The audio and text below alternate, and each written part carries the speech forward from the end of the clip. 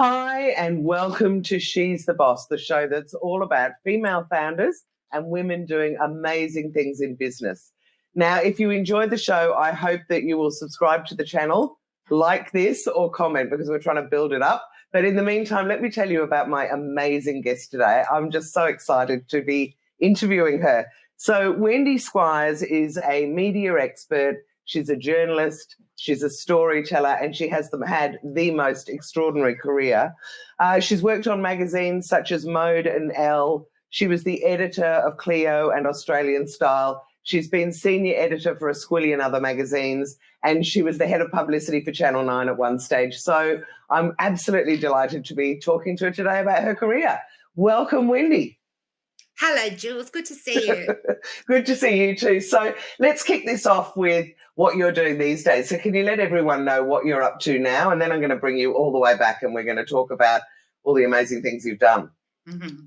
Well, I'm in lockdown, so I'm not doing a great deal. But work-wise, I'm writing for the Sydney Morning Herald and The Age. I've got a bi-weekly opinion column for them. And I am working for some corporate companies. I help them translate corporate speak into more normal language. Yeah, exactly. Okay. Great. Okay, so you're out there doing all sorts of things.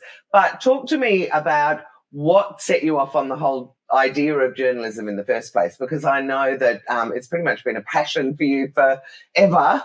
Talk to me about how it all started. How did you start this amazing career? Well, I didn't really ever have that pining yearning feeling about being a journalist. I was remarkable. I finished school. It was a bit of a tough go there for a while.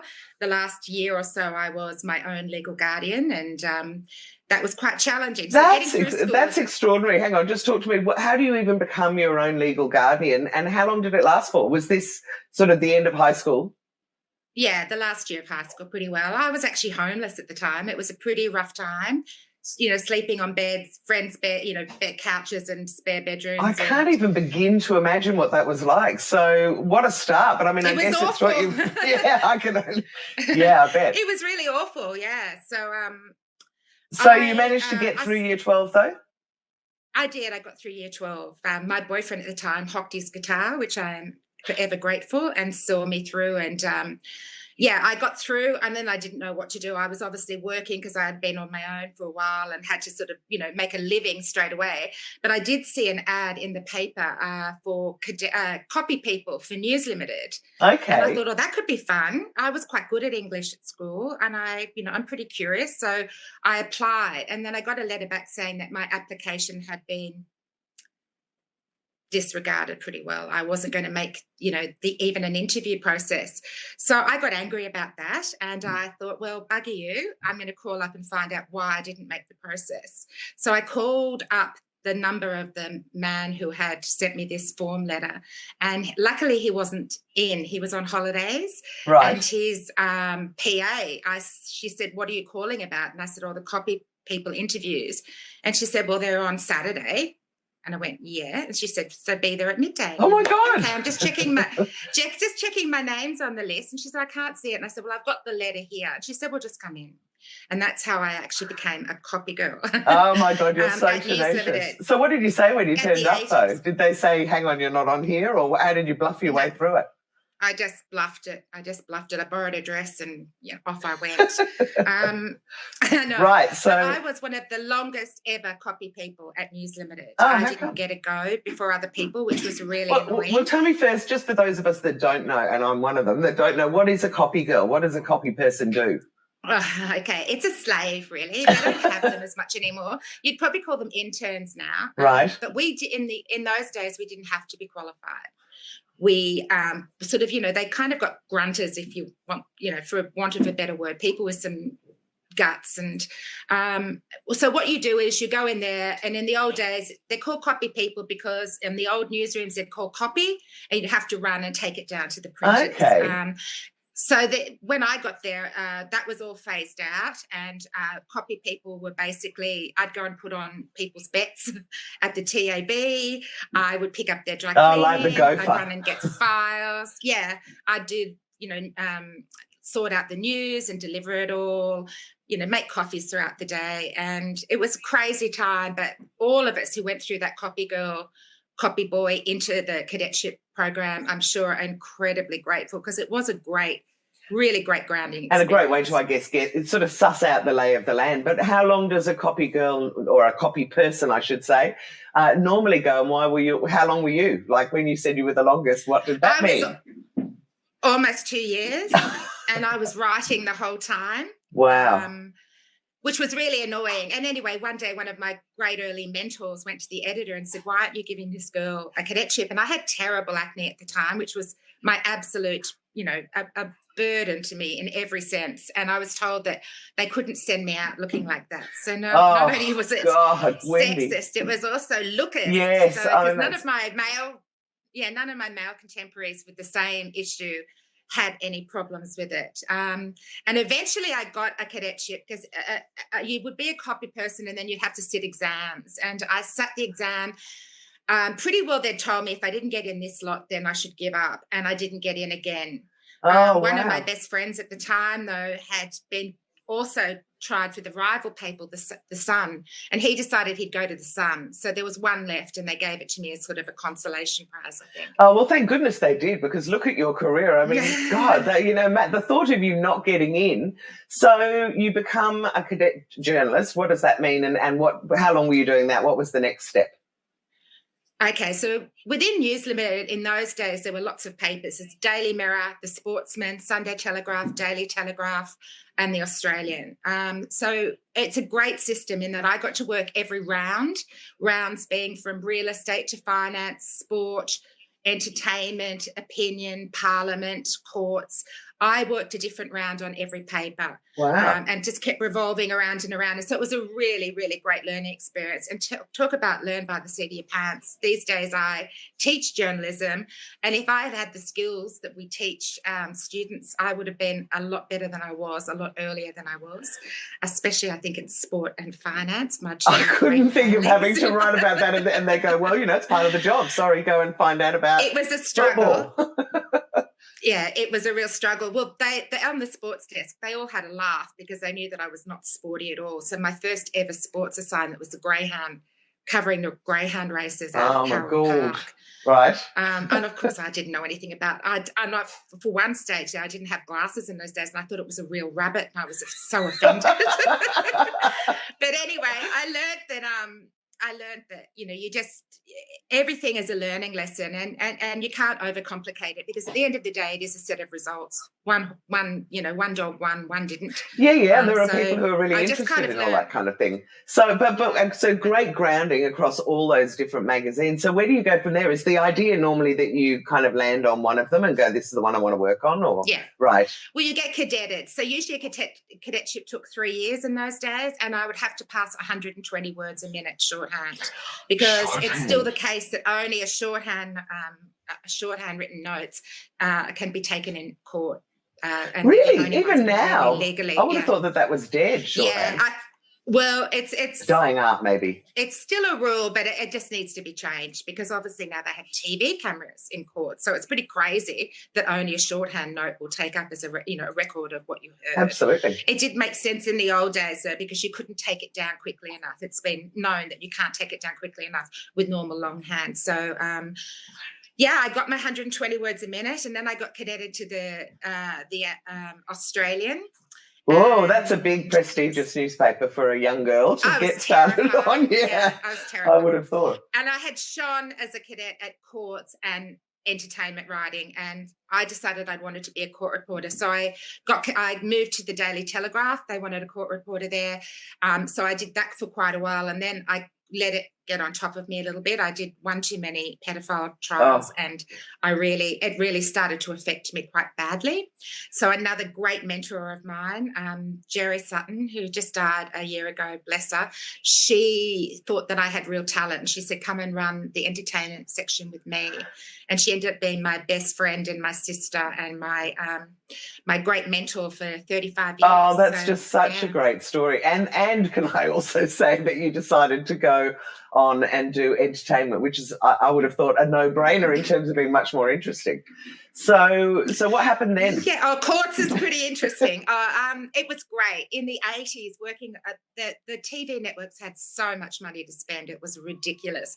And it was all about neighbours, and we'd get flown around the country. And I was living in a squat with all these uni students in Fitzroy Street in Surrey Hills at the time. And it was hilarious because a limousine would come and pick me up, with champagne in the back to drive me to a private place. And were all your friends kind of going, let me take you to the airport? Party. Oh, my God, they're all yelling out the window, steal whatever you can and bring it back. They were crazy days, but really great days as well, and important too because there were a lot of money rode on it. It was free-to-air was an extraordinarily important part of newspapers in those days, and still those stories sell to this day. Right. So then what happened after working there? Because I know that you had a stint in New York. When did that come about? Yeah. Well, I fell in love and I wanted to go to London and I said to him, let's go on an adventure. I've always wanted to live in London, but he was over the age where you could still get a visa as part of the Commonwealth. So he said, let me go to my editor and say I want to transfer and I'll see where we can, I'll see what I can do.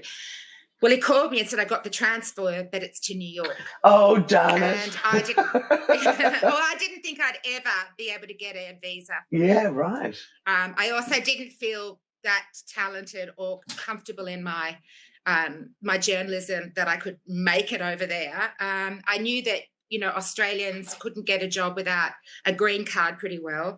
And then I found my way around it and I got something called an I visa, which means that you can work in America, but you can only take an international's money. Oh, okay. So I can't be taking an American. But so you can live there, but you had to be employed by someone in Australia. Yes, okay. I had to sort of be sponsored pretty well by someone in Australia. So I had $2,000 in my pocket and a round-the-world ticket with stop in every city in Europe because I hadn't travelled very much because I thought I'd never be able to do this trip again So we were going to hopefully, if I couldn't live in New York, we would see each other and I'd base myself in London was the plan. But within 2 weeks, I had spent every cent I had. I can totally relate to that. How could you possibly not enjoy everything about New York? Started to freak out. So I went to the Australian Embassy to see if they had any jobs. And they said, I hear that there's a job going in the New Zealand consulate. So I went in there and there was a job in the library there. And they went, yeah, we'll sponsor you. So I was jubilant. And that day I was supposed to be catching up with all of these people based in ACP, which was the big magazine stables. New York office. Yep. And so I called them and said, look, I'm out partying. I just got a job. I can live in New York. Woohoo, I won't be in today. And they said, no, come in. And they came in and they offered me an even better job. So I became a syndication agent for all of the magazines back in Australia. Oh, wow. So it was everything from Picture and People to the Bulletin. So is that like the New York Contact? So that you're just providing all those different magazines with stories? Is that kind of how it works? Yeah. Oh, right. So I would buy reprint rights and reprint photographic rights. I got to talk to Hunter S. Oh my God! Go on. Who else? Give me some more fabulous names. Oh my God! Well, what happened was that we would try to buy the rights to a story or an interview, but if they couldn't get it, the magazine couldn't get it, they would say, well, you're a writer, why don't you try to get it? So that's how I really started writing. Was I just thought, yes, hell yes. So I ended up interviewing amazing people over there, Harrison Ford and Winona Ryder and Johnny Depp and oh my God, you really kind of honed your skills, didn't you? And to get into them, I mean, all the story all the way through so far, Wendy, is resilience and bouncing back and whatever. So you would have been right. You would have been fantastic as a journalist, not taking no for an answer. I'll put it this way: I got used to bluffing really early on in the piece. But the other thing was, Jules, I think very much from my background, I had a real fire in me to show everybody that I wasn't going to end up. Yeah, stuff them all. It was pretty tough getting through that last year of school, and I know people, were talking about me, and I just really wanted to show that I had something, and I wasn't going to end up a no hoper. Well, look at you. I mean, whatever was predicted. Yeah, fantastic. So you're in New York. Were you still with the boyfriend at that stage? Yeah, we lived very happily there. And unfortunately, I fell more in love with New York than him in the end because he said, I want to go home. And I went, oh, no, I'm Bye. leaving this place. Like, bye, Oh, poor bye. love. Right. So how long did Which you end was up staying there? awful. I stayed there 3 years. Wow. But we actually sort of stayed together. So eventually his mum was dying and a lot of stuff had happened to me in New York where, moving, and a very dear friend of mine was killed. And I just thought, I don't know, maybe it's time to go home and touch base again. So I came back to Australia, which was interesting because a lot of my friends from newspapers would never mention the fact I'd been in New York. It was like something that was just they would have been green with envy. I mean, everything that you have been. Think oh, so. absolutely. I didn't see it at the time. It was really quite hurtful. And especially having lived in New York for that long. I mean, there's a whole different attitude in New York about supporting people, especially professionally. And every time I got I remember when I got my first byline in the Bulletin, which I never thought would ever get, would ever get. And I remember telling my friends in New York who didn't even know what the Bulletin was. And they ended up having a party for me that night to celebrate my first byline in the Bulletin. Like, they were so encouraging. So it was very strange coming back. And the only place I did find that, my experience over there was really respected, and that was in the magazine group. So I decided I'd go and try magazines when I got back and not go back to newspapers as I'd always predicted. And you were still within the fold of the company, so you weren't out of work. It was just trying to find your next fit. Oh, no, I was out of work. It was a separate job, but that was a syndicated agency sort of. So they didn't own the company that had hired me to be their syndication agent. They were just a client. So I did have to come back. But luckily, there were two great women. Mode is a magazine that used to be around in the 80s and 90s. I remember it well. It's probably still my favourite. I loved that magazine. That was my dream to write for Mode. And I had written a lot for them in New York. So when I came back, the editor there said, come on as our staff writer. And I did that for a while. And then I was offered features editor of Elle magazine, which had just come to Australia. And it was such an international title that I've got to be honest, I hoped it might have got me back to New York at some stage. So I'm glad that we didn't lose you, actually, because I reckon if you'd gone back one more time, you may never have come back here. Oh, well, I did. I've gone back a dozen times since I left, and I tell you what, I still probably would move there tomorrow. Oh, well, I'm glad you're here. But so tell me what life was like working in the magazines in those days, because they've done TV series and things about, new idea and all the rest of it. What was it really like? Well, I knew Nene quite well, and I love and respect Nene King, who, if anyone doesn't know who she is, you should actually interview her. Oh, my goodness, I'd love to. What a woman. I'd love to introduce you to her because she's got great stories to tell. It was amazing in those days. I went through the supermodel. After Elle, I went down to Cleo to work with Lisa Wilkinson, who I thoroughly respected. So I sort of did all the beginning of supermodels on Elle, and then really we were supermodel central on Cleo. Amazing. And then it was sort of the Royals, and it was really exciting time. Especially as well because there were so many women that were in power positions in those days when that wasn't actually reflected across any other kind of industries or most other industries. To a point, there were lots of women. Yeah. But then the very top, there was that ceiling was male, and it was male to the very end, unfortunately. Although great other mentors like Pat Ingram, who I adore. She currently edits Sunday Life, which I write for. What a great role model and mentor she was as well. Some fantastic women, Lisa Wilkinson. I got to work with Mia Freedman, who is one of my best friends to this day. I'm godmother to her only daughter, which makes me very proud. Deborah Thomas, amazing people. Oh, amazing. Absolutely. I mean, they're big names even now. So what happened after you'd done Mode and Elle? What was the next step? So I went down with Lisa to Cleo. Oh, sorry, and yep. After a couple of years there, I realised that, look, I'm not the Cleo girl. You know me, Jules. I'm not sort of the... No, it's very girly. It's very girly and kind of light. It was a bit too girly for me. And I adored Lisa and I loved working with her. And then one day she turned around and told me she was pregnant. And I went, uh-oh, because I've just accepted a job at Who Weekly. And she said, no, I want you to edit Cleo. So I knocked back the job at Who Weekly to take over Cleo from her. And it was just at the time when everything was beginning to slide with the internet.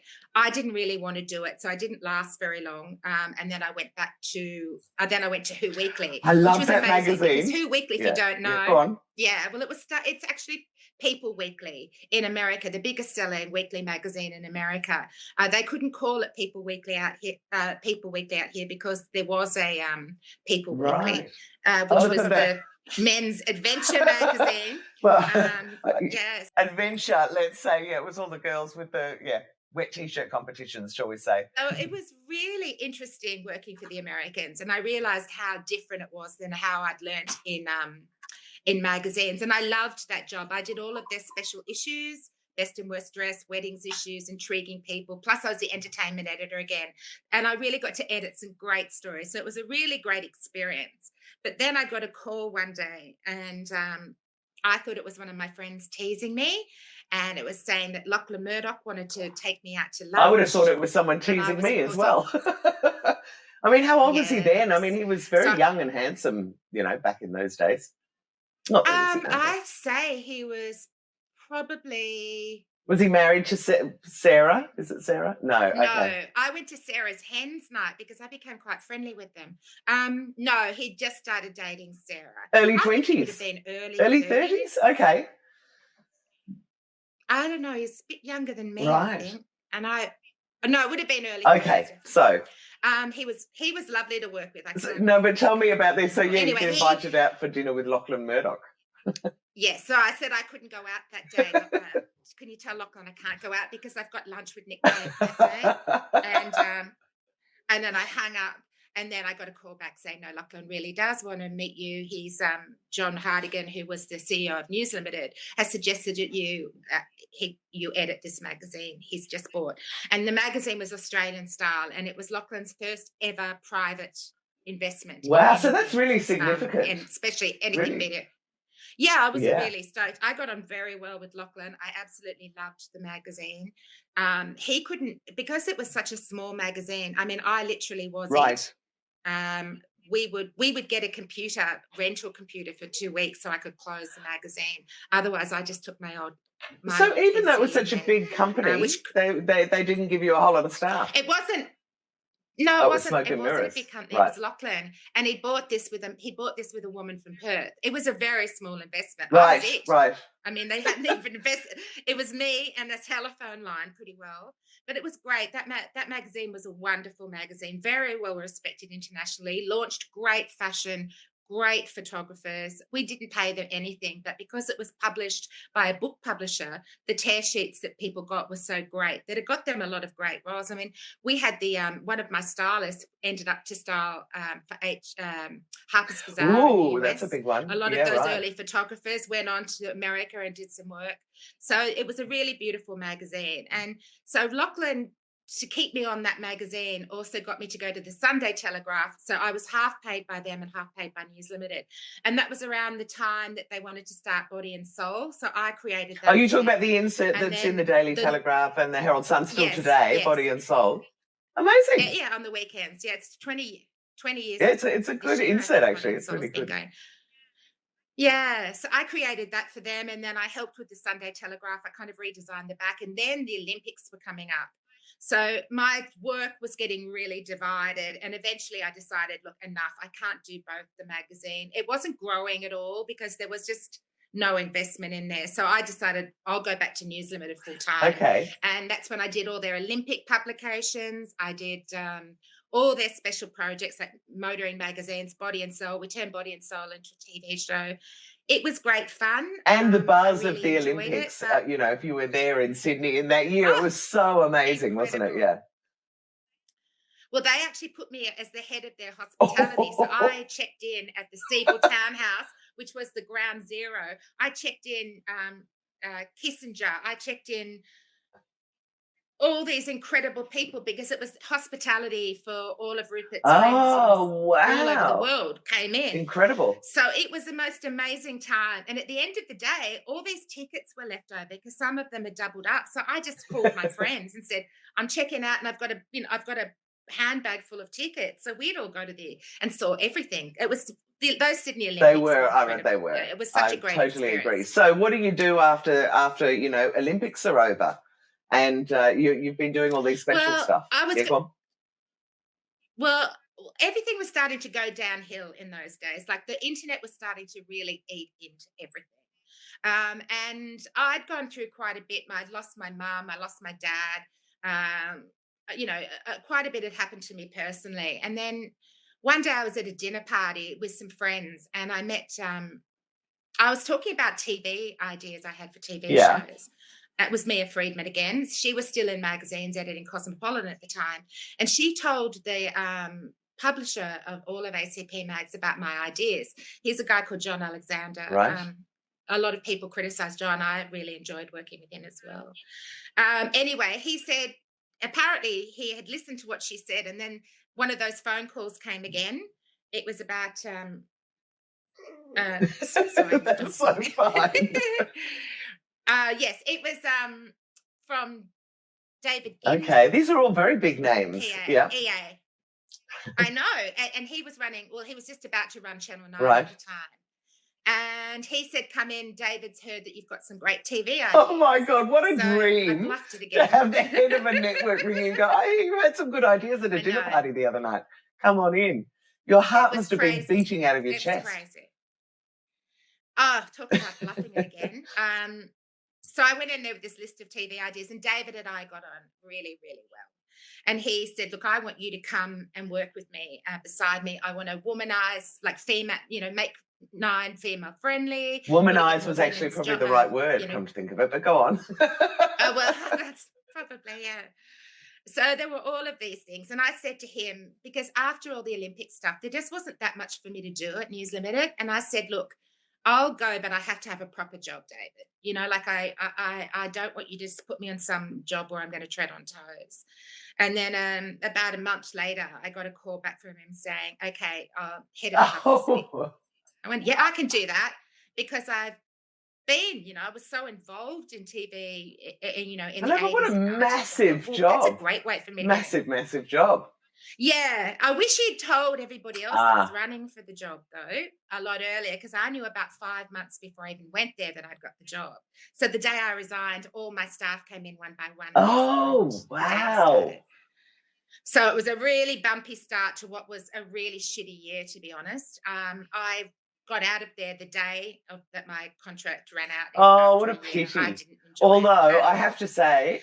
Go on, you say it, and then I'm going to give you a little rap for it. You know what resulted?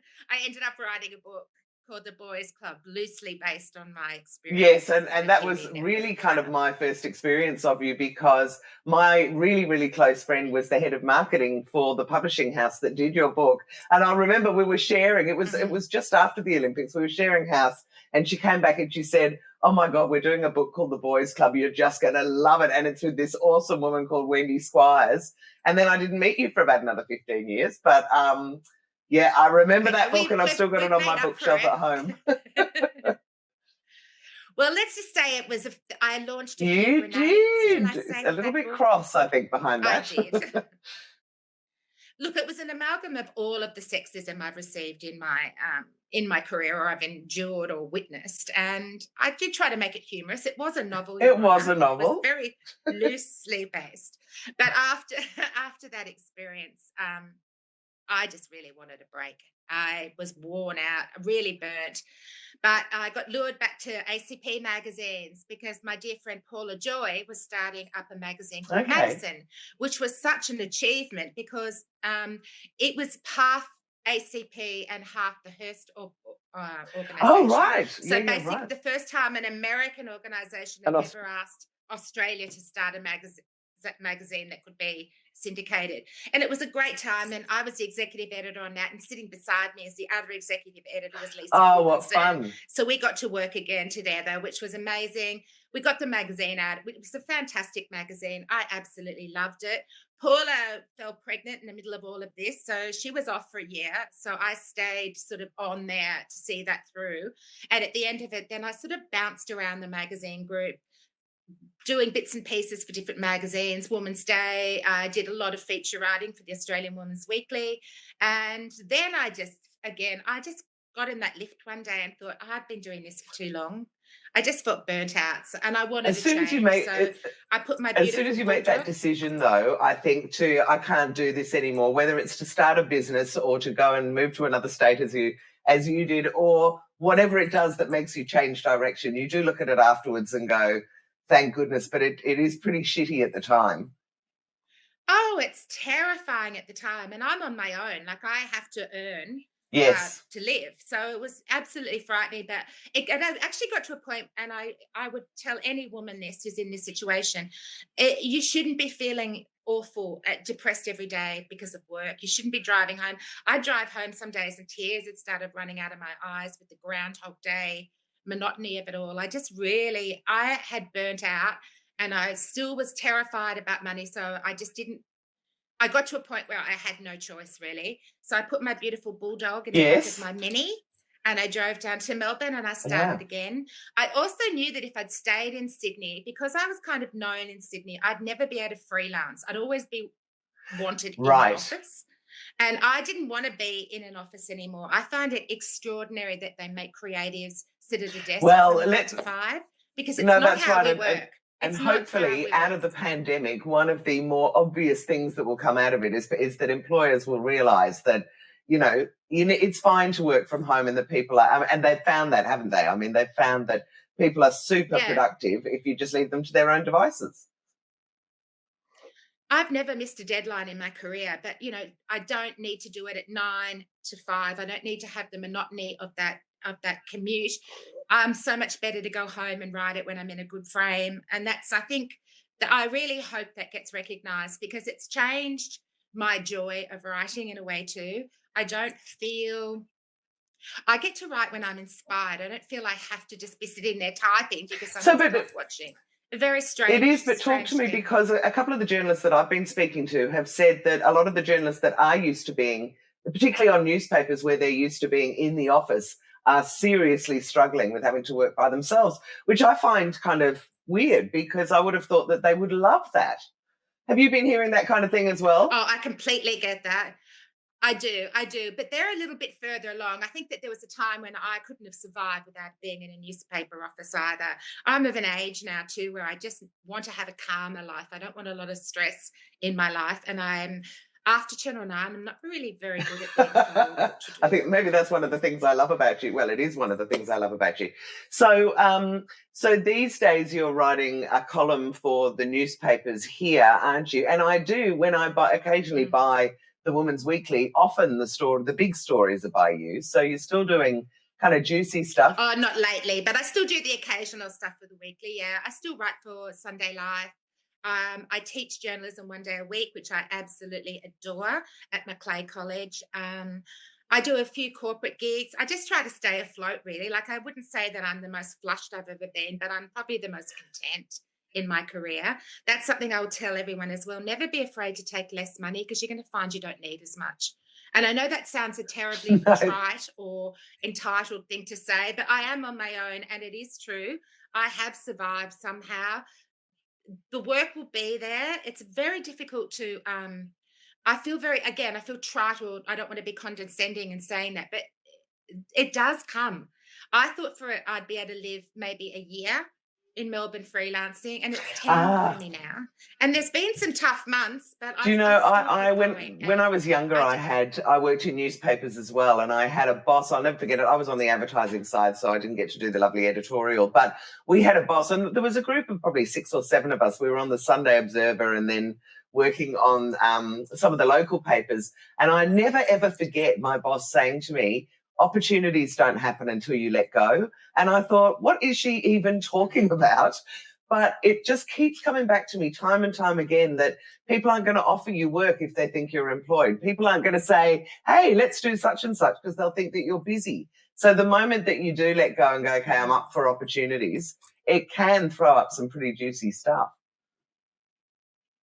And it also gets you out of your world. I mean, the newspaper world's very, very small in a way that we all work around each other. But for example, some of my greatest enjoyment has been working for you and handling your PR, meeting all these it's true, all these incredible entrepreneurial women.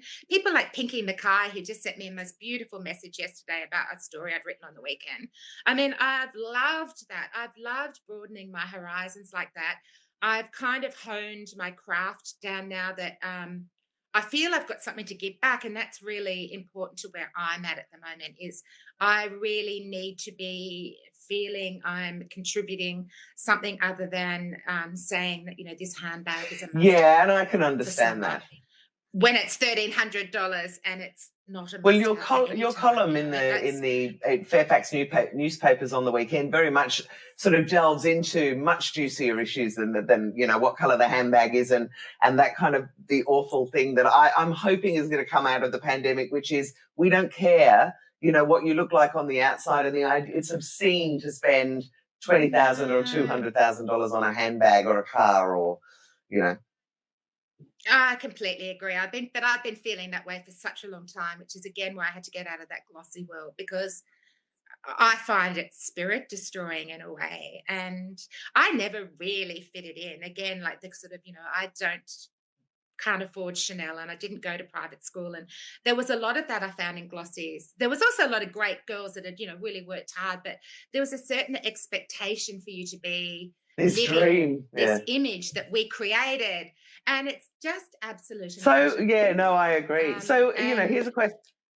And I never felt good about myself when I was in that. I always felt I was being judged, and I don't want to be judged on my bloody handbag. I've got to and you know, well, I hope that it will all change. But you know, that's just led me to. I'm going to put you on the spot now. Talk to me about what do you think is happening with the media, or what's going to happen in the future, because it all seems to be, in my opinion anyway, breaking down. All the old kind of ways of doing things just aren't working. So what do you reckon? Because I think women like you and really good I can't even say investigative journalists, but those of you that really know how to write, you know, I don't think it's going to die, but it's going to come up in a different format, I think. Again, I'm hoping something happens out of the pandemic with this.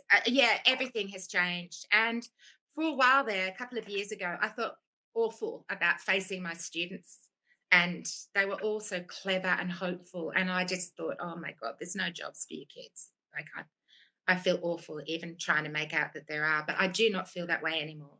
I feel that things are, diversifying. Look at it, for example, this channel. Ticker TV, let's look at, you know, News Limited axed all the regionals, but now all these entrepreneurs are coming up and starting online. I believe that the internet is it's a ravenous beast that cannot be fed enough words. Every website needs content. So yes, there are great opportunities out there. Getting them to pay is going to be interesting, but I think that's going to be part of the progress of all of this, that it will filter the good from the mediocre. I hope people want to be informed still. I was very heartened to hear that apparently, I mean, COVID, maybe not so, but before COVID, that the print edition. Yes, well, I heard the same thing from digital marketers who are saying now printers are popping up and going, you know how we all hated junk mail, so everyone moved to email. Well, now everyone's drowning in email, and printer's going to come back. So who knows? Yeah, and I think it's going to pick that whole magazine world I get asked about. I just don't think mass market is ever going to be as mass market as we remember it. We can't keep up with the internet. You can update something in a minute. So a weekly magazine or something, or a monthly, is going to have to diversify. So I don't think we're going to see those big circs anymore like we used to. But I believe print will stay. I think there'll be a lot more like coffee table books. Yeah, interesting. You know, that if you're into rock climbing, there'll be a rock climbing annual or something. It will still come out in print, and then of course there'll be online to back it up, which is going to constantly need words and updating. So I'm quite confident about the media. Mainstream media, not so much. I hope people understand the necessity it is to go to a masthead that you respect, like the ABC or Fairfax, or you please do not trust your news to social media. That's my greatest terror. I think social media is an absolute blight on society. And sorry, I have to laugh. I mean, it is and it isn't. But yeah, certainly I wouldn't want to trust it as my news source. That's for sure. No, and look, and I also think with Instagram and a lot of the stuff I write's about women's self-esteem and young girls and stuff, and I really do think it's like constantly having 1,000 magazine covers at you every day with real people that don't even look like that, and everyone I know that is, you know, in the media know that they don't always look like that. So it's just all this sort of manipulation worries me. But absolutely, social media is an amazing marketing tool. It's here to stay. I think it can be for good, used yes, for the greater good. And that, you know, and there's opportunities now, I think, and you know that that's one of the things that I want to do is start getting normal women hosting TV shows, not looking like they're all dressed up and glammed up to go out to a nightclub, rather than to just go to work during the day, and we have fat ones and thin ones and tall ones and short ones and different coloured skin and different abilities, and I don't really care. I think hopefully what's coming is let's talk about what's in your brains. Let's talk about what you say. Let's not worry about how you look. And all those kind of important things. Because don't you? Yeah, that's right. It's not about the length of your eyelashes, you know. Although I've got a monobrow now. Oh my God. Been kind. Wendy, look at my hair. I mean, I'm like, I haven't been able to dye it. I think for anybody who's watching, we've been locked down now for, it's got to be 7 months. And then certainly since the hairdresser, it's been a couple of months. And I'm going to have to stop doing the show or wearing hats or something. Oh, I know. I look like Groucho Marx. I'm telling you, it's just awful. But who cares? I don't really care at all. Who cares? The thought of putting makeup on again to me is just, every day. I just kind of, I don't know. I hope this is all going to be better. This is who we are, and I've loved that about Instagram and stuff during COVID too. Is a lot of people. Yes, at last. A lot of people have stopped filtering. You know, Sharon Stone did an amazing plea to camera because her sister's got COVID and her sister's husband, and they're in Florida, and they're, you know, and it was cruel. Like, I don't know if I think I would have walked around the garden looking for better light than that. But she came on, and I just remember thinking, I saw this is great. This is exactly what Sharon Stone looks like. This is what a woman her age who is well-deserved looks like. And Annie Lennox has done Annie Lennox Lennox has been doing some as well, and she just looks amazing. I mean, not retouched, not anything, but she just looks great, and it's so important what's coming out of her mouth as well. Well, listen, Wendy, this has just been, as it always is with you, just the most fantastic interview. Can you let people know if they do want to get in touch with you and follow your columns and things, where can people find you? Best place probably is my Facebook page, Wendy Squires Writer. I always try to reply to anyone who posts to me there, and that's where I put up all my published work. Or else just go to The Age and type my name in, and they all come up as well. Or Google, just Google, and there'll be stats there. Or otherwise, watch me host. Yes, on the She's the Boss channel. Bring it on. Okay. Thank you so much again. Now, for anybody that's enjoyed the show, please would you subscribe to the channel, make comments. There should be a couple of other shows here on the left, so click on them and watch them because all the women I'm interviewing are amazing. If you want to know more about She's the Boss, go to she'stheboss.com.au. I run Zoom lunches every Friday. We've got podcasts. We've got all sorts of things happening and a big membership base that's growing. So I hope I will see you again. But if not, watch out for the next show, and I hope you enjoy them.